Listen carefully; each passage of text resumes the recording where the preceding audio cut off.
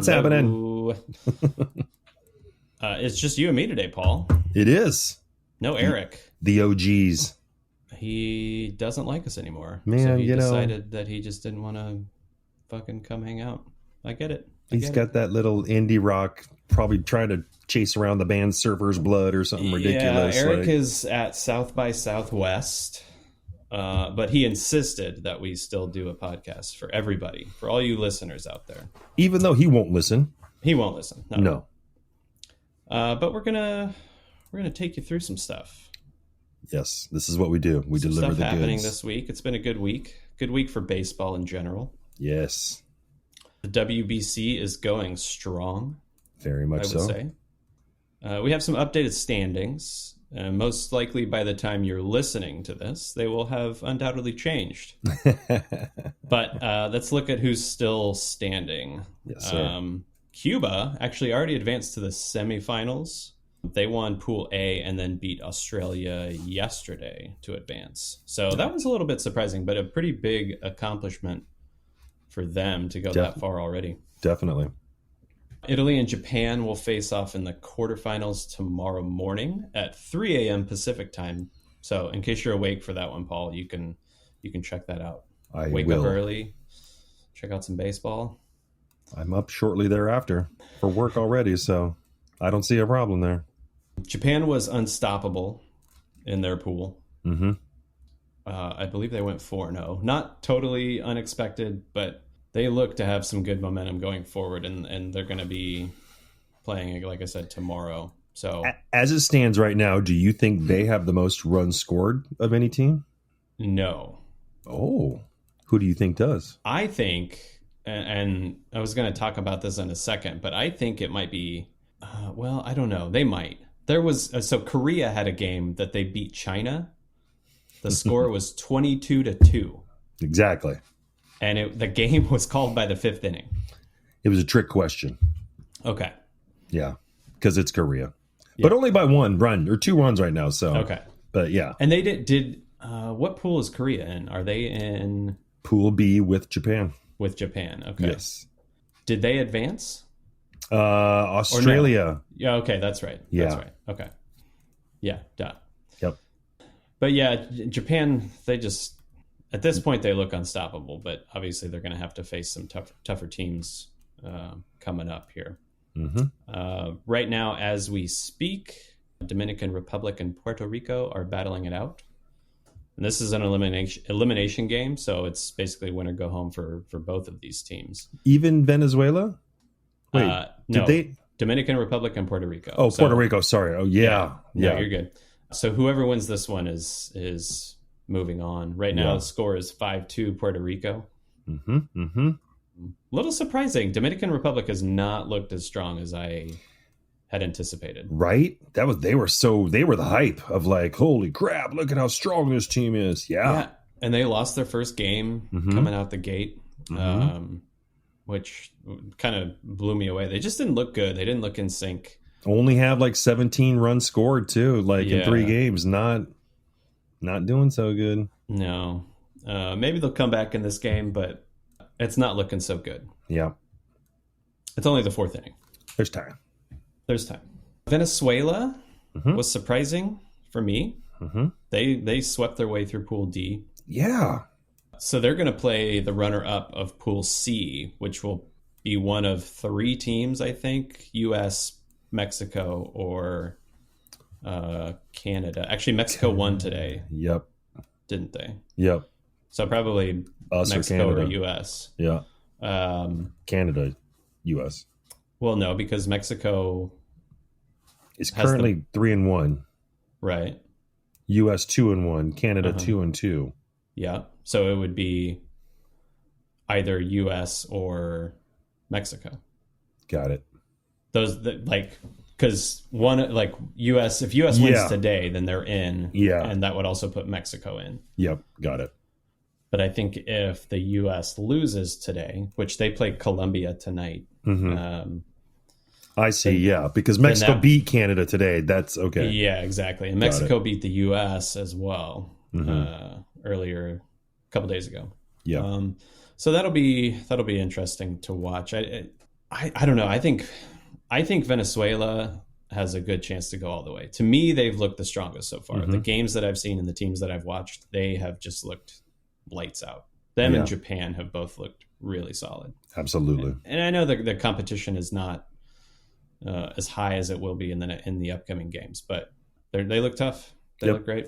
Yep. These are going to be some good games from here on out. Holy mac. Roll. Yeah. Holy mac. I like that. Yeah. I don't. Have you watched many of the games? I haven't watched anything, man. Oh, wow. Okay. Yeah, we got nothing here. Well, there haven't been that really many that great games. Yeah. There's a couple of YouTube channels that like sum everything up, show all the highlights, 10, 15 minutes, you see everything you need to see. That's certainly been helpful, but haven't got to watch a whole game yet. Yeah, and like I think that was to be expected, like, you know, especially with these early games. Yeah. There's not going to be too many great games, I don't think. You know, some of those lower seeded teams just don't match up well, but I think there's only been one or two good games that I've watched so far. Right. What channel have you been watching them on? FS1? FS1, yeah. Right.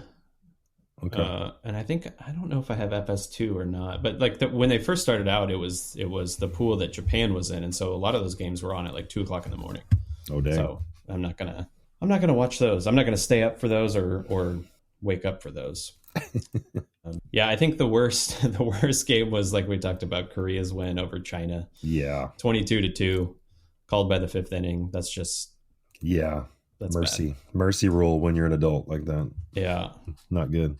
U.S. did not start off strong. I would say they looked timid and sluggish in their games. Like, they won their first game against those shifty Brits, but then they came out and just got destroyed by Mexico. Yep. That was kind of embarrassing to watch. Partially because, like, there was a pitcher on the mound who was a Royals pitcher, Brady Singer. Right. And he got blasted, man. He kind of gave the game up at one point. I think he gave up 5 runs in 1 inning. And at that point, they just kept him in because they were like, well, not much we can do. He was over his 50 pitches, so he was going to have to sit out 4 days anyway. So they just left him in there and let him get some experience, I guess.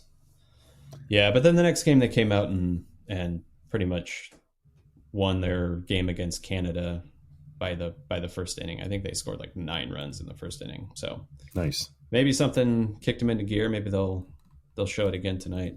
Yeah, that's certainly one of those things. There's no time to like think twice about it. It's just that you got to go. You got to do this. You got to play 100% right now.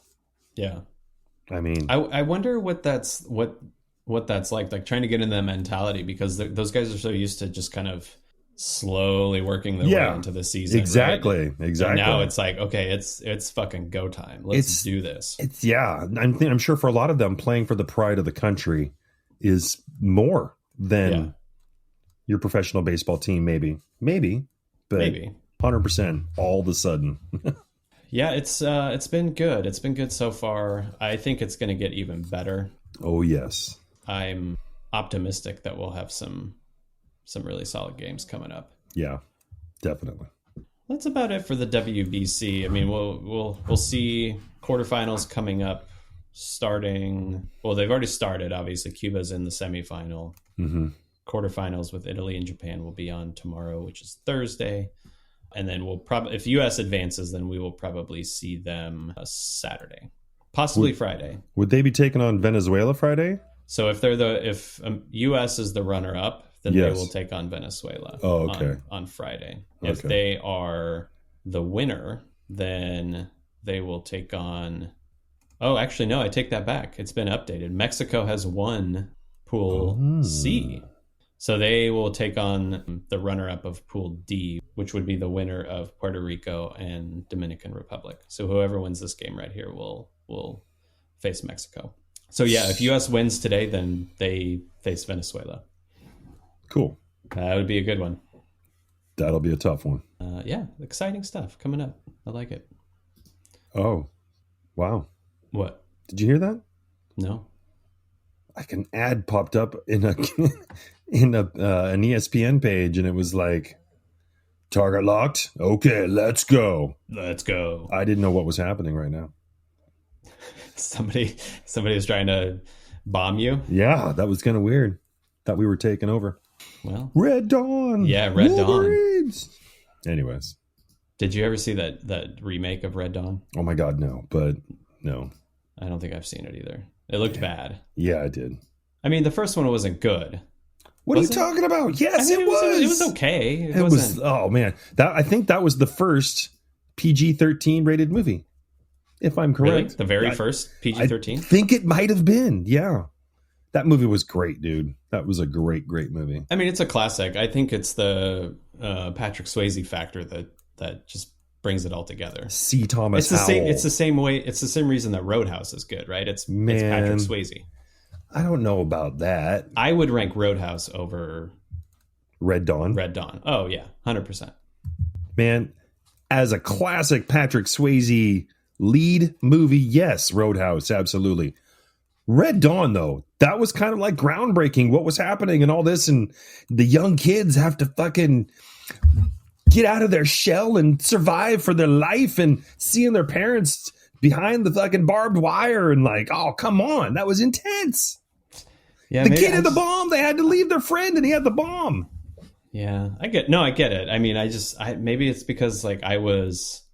So like you probably saw that movie when you were around the same age as everybody acting in it, right? Like I didn't see that movie until the movie was probably at that point 15, 20 years old. So didn't have quite the same effect. I get it. Yeah, it did. It hit me in the feels.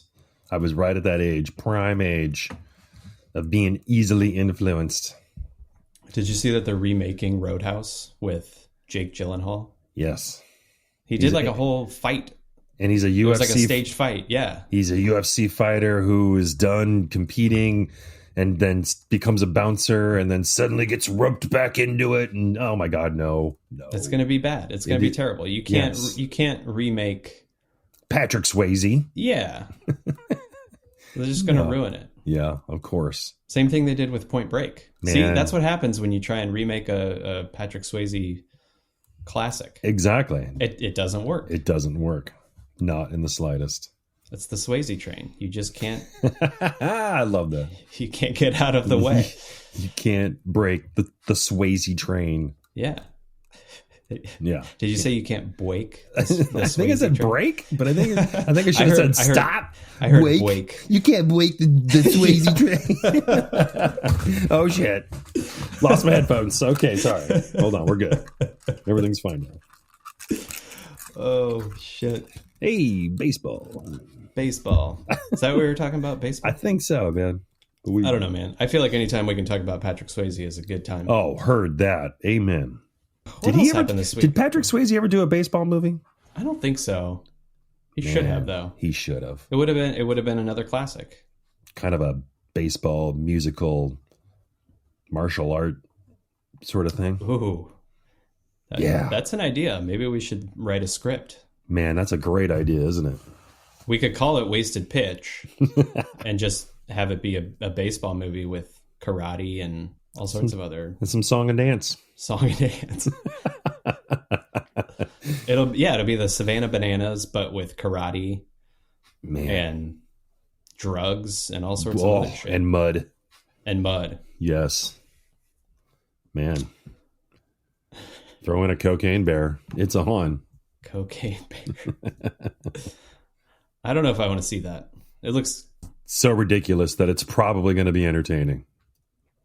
Yeah, that's kind of what I love about it. I will watch it. Yeah. That's what I love about it, because like it's not one of these stupid Marvel universe like there's all these stories and backstories and this is connected to this, and to fully understand that you had to have watched this and 3, 4, and 7 of that one, and it's just like, oh my God, shut up. Like, just give me something. It's a fucking bear. He ate some fucking cocaine. Let's fucking go. I love it. This is good. Maybe that's what the world needs right now is a little more cocaine bear and less Marvel cinematic universe. Marvel bullshit. Yeah, I'll be honest. I like Marvel. I like all that shit, but it's excessive at this point. I don't need any more. Yeah, give it a break. Give it like a 5-year break. Yeah, do the Star Wars thing that they did a few years ago, and then come back. Anyway, are we talking about baseball? Is that where? I think so. This is a baseball podcast. I think so. We need Eric here to keep us in line. I know, right? He would have straightened us out. Yep. Damn it, Eric.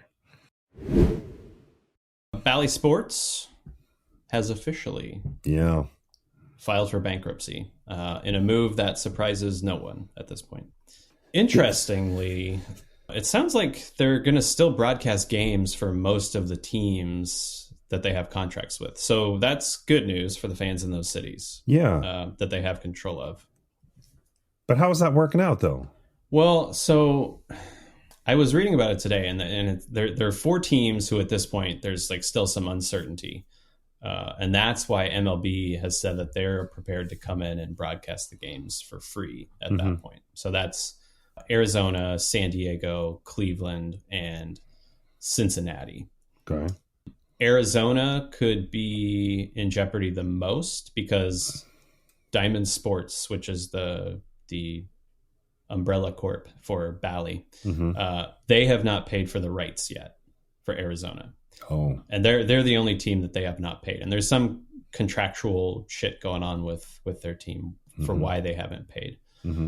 The other 3, San Diego, Cleveland, and Cincinnati, it looks as if that Diamond did pay, and so they're prepared to continue broadcasting those games throughout the season. And I think the reason that we'll still see them broadcast through Bally is because the bankruptcy proceedings are going to take a very long time to sort through. Oh, okay. So they're already prepared to move on as directed and move on like normal throughout the season. I think it's going to be intriguing to kind of watch it unfold throughout the year because Diamond Sports, their distribution deal with Comcast and DirecTV expires in the fall. So we may see some more shakeup around that time, but who knows what's going to happen, man. It's kind of weird. Like I don't understand all the ins and outs of TV deals and rights to all of that. But didn't Eric sum it up with like basically MLB having a contract with MLB kind of thing now? Yeah, that's what he had said. But from what I've been reading so far, it doesn't sound like MLB is the one who's going to be broadcasting. I mean, yes, MLB reserves all the rights to those broadcasts, but Bally is the one who's producing the content, putting it out, making the deals with the distributors, do they the Comcast and the DirecTVs. Are they keeping like all of the same commentators and I think all that, but they're just suddenly working for MLB now instead of it's a whole weird situation that I maybe it's a little bit above my head and above my pay grade. They don't pay me enough here at Wasted Pitch. I understand. No, they don't. So I don't know. It's going to be weird. And they also have broadcast deals with a bunch of NBA teams. So it seems like it's a pretty big deal for sports media. And it kind of speaks to the bigger point of streaming versus cable for me. I mean, when you think about it, like I feel like this is why they're in such trouble is because streaming is making such a big push with people now rather than cable, because Bally is heavily focused on cable. They do offer like a streaming service that you can pay for per month. But that shit, it's too muddled like throughout the whole league. Right. I think at some point MLB is going to have to get it figured out because it's only going to get worse from here. Like if they don't come up with a plan to integrate better streaming options and more accessibility for viewers as a whole, then it's just going to get worse. They're losing customers. They're going to be losing money. Totally. Yeah. So. Yeah, they need to do something. I mean, they don't need to do anything. I feel like they should look into doing something like MLS did with Apple TV, where all of those games are available to everyone. One flat fee for the whole year. Agreed. No blackouts. None of this bullshit. Agreed. MLB is a different animal just because of the number of games they play. Exactly. The cities that they're in. It'll be weird. Yep. You are correct, sir. Another thing we saw this week was some official rule changes for minor league baseball. And we've discussed some of them already in earlier episodes, primarily the automatic ball and strike system that they are testing out. Mm-hmm. But there are some interesting changes happening. They will be using the pitch clock, just as they did for part of the season last year, but with some slight tweaks. So between pitches with the bases empty, the pitch clock will be set to 14 seconds instead rather than of 15 seconds. Than 15 seconds. Right. Between pitches with runners on, they will be set to 19 seconds. So they're both 1 second shorter than what they'll be using in the majors. I don't understand why the 1 second change. Like what difference is that going to make? I'm sure there's some reason for it. I just don't, like, logically in my head, I can't figure out what that would be for. Yeah, it makes zero sense. If they're using it in the majors, why not just prepare them like that? The same that everybody is they're trying to get to. So, well, and the funny thing is when if there's what did I read? A rehab assignment for a major league player. Yeah. So they will adjust the clock to the MLB standards. To the MLB standards. So dumb. Yeah. Oh my God. So that seems like it's just going to fuck with everything. Yep. No bueno. What else? What else did we have on here? We have defensive restrictions are going to be the same as they are in the majors. The Florida State League will also see the return of the pie slice rule, which apparently kept middle infielders from bunching up in the middle. I guess it's designed to open that area of the infield for base hits. Like over the second baseman in front of the center fielder or over the second base? Is that... I don't understand the pie slice rule. Yeah. What? Kept them from bunching up the middle. So that means they have to stay a certain feet apart from each other? Oh my gosh. Yeah. That seems a little ridiculous. Yeah. Or is it just simply the shifting? You can't cross over on that side and vice versa. What about your Jets? Okay, that's all weird. Who knows? Yeah. There's not a lot of explanation about it. Yeah. AAA teams will have PitchCom available during the season. I don't know if they had it last year, but it's only going to be available for AAA, not be available for AA or below. So they're going to use it the same as MLB does. Automatic ball and strike system, like we talked about. That one will be interesting to watch. I want to see how that plays out, and we might end up seeing that next year. I hope it comes sooner than later. Yeah. Yep. You don't think that's too much change? That change, people? I'm ready for. It's like those horrible strike calls are more frustrating than anything. Like everything else is, you could see with like replay and you can kind of see what's kind of happening kind of thing. But the horrible strike calls are ruining. They're giving umpires a bad name without a doubt. Yeah. That needs to change. Did you see that Angel Hernandez called a game? I think it was one of the WBC games that he called, but his strike zone was so fucked up. It was so bad. He's always been bad. And then how does he still have work? I don't know. Yeah. I don't know. That's why we need automatic ball and strike. Yes. They should call it the Angel Hernandez ball and strike rule. Yeah. Jesus Christ, man. Yeah, he's bad. He's horrible. And then we have, so this is the interesting one. And I think, so this one is enhanced grip baseballs. And I'll read the blurb here from this article. It says, the memo distributed to club personnel outlines that the league began working in 2021 with Dow Chemical in order to establish an alternative to the Delaware River mud currently applied to baseballs. These baseballs are manufactured by Rawlings and, according to the memo, are identical to the baseballs that will be in use during the 2023 Major League season. Okay, a lot to unpack here. I think the first thing, and if for those listening, you're wondering what Delaware River mud is, I was wondering the same thing. And fortunately for you all, we're going to talk about that. But we're going to talk about it next week. Next week. Ah, son of a bitch. It's going to be a great story. Yeah. So tune in next week because it's actually a fascinating topic. And it's something that I didn't know existed. And it's really something that is bizarre and strange and ridiculous and just outlandish and all of the above. It's just not something that you would expect. But anyway, So they're testing out these new enhanced grip baseballs. I don't like that name. Yeah, it sounds like it's trying to give an advantage to someone. Exactly. Right? That's bad. But it's apparently MLB uses this mud to get rid of the sheen that is on new baseballs, and they use it for every baseball in MLB. Every baseball that gets put into play gets this mud. So they worked with Dow to try and establish something to where they didn't have to use that anymore. So I don't know. We'll see if this. There's probably not going to be much of a.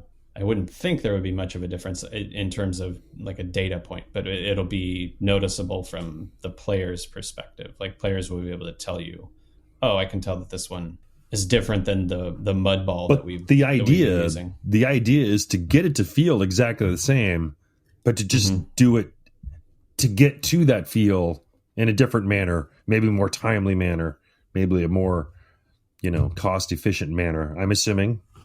I don't think it's more cost efficient or cost effective. Yeah. I think it probably costs them a lot of money, because I know that and we'll talk about this next week, but they've been working on this for a few years now. Mm-hmm. So they've obviously had to have some sort of research done. Yeah. Dow Chemical has had to come in and figure out how to recreate this mud or this feeling that's on the baseball. Interesting. Yeah, and it's kind of a strange story that's unfolded. And when I read this little blurb in the article, that was the first thing that stood out to me was Delaware River mud. So we're going to talk about it next week. We're going to go in depth. Yes. Eyewitness reporting. Looking forward to it.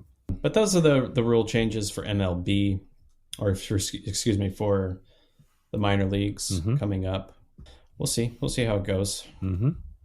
And this year, if we do, or if you do have MLB TV, you can watch those games. Yes. That's pretty exciting. Yeah. Well, that's all I got to talk about tonight, Paul. What do you have? Anything? There's not a whole lot of anything really interesting to really talk about. No crazy big signings. No. Nobody's picked up Jerks and Profar yet. No big injuries. WBC is kind of where it's at. Yeah, spring training is... I've never been interested in spring training all that much, other than the first week or so that it gets going. But after that, it's just...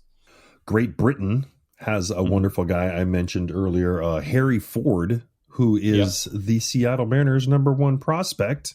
Okay. And this kid has been crushing during the World Baseball Classic. A coming out party. So didn't he hit a home run against the U.S.? I think he hit I think he did. I think he's hit like 3 or 4 home runs this whole series now, but he's doing quite well. It's great to see. Well, unfortunately, Great Britain is not. No, pushing. He's the only bright spot. Yeah, absolutely. It's kind of funny to watch these teams, and there's players that you're like, wait a minute, why is he playing for Great Britain, or why is he playing for Canada? Yeah, a whole lot of that. Yeah, it's like, wait, what? It's fun though.